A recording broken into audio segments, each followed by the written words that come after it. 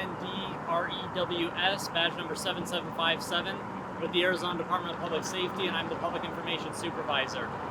At approximately 3:56 this morning, September 24th, 2023, there was a multi-vehicle incident that occurred here on eastbound State Route 202 at milepost 1.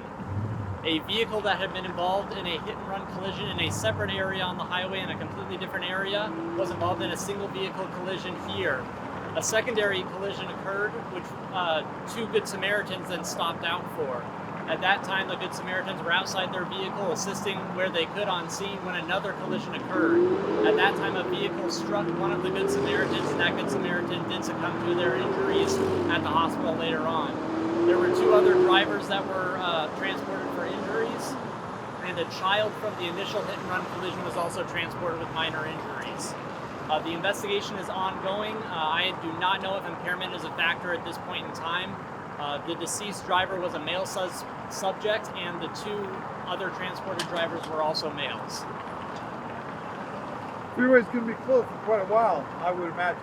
Yes, it will probably be closed for several more hours, yes.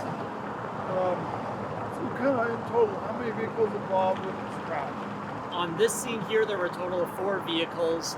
At the initial hit-and-run scene, there were 2 vehicles. Injuries of the folks that were transported, life-threatening? They were serious. Okay. Any word on the run vehicle? The run vehicle stayed here. So it was initially involved, I believe, at I-17 Durango. It ended here where it stayed, when it was involved in the collision here, it became disabled, so it did stay here on scene. Are you able to provide description-wise which of the vehicles up there is the run vehicle? At this point, no, I can't. Okay.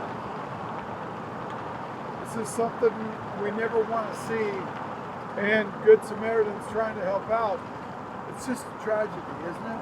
Absolutely. This is the worst case scenario where somebody who was completely uninvolved, just stopping to help with those that they saw that were in need, end up being the victims themselves. This is an absolute tragedy, you're correct.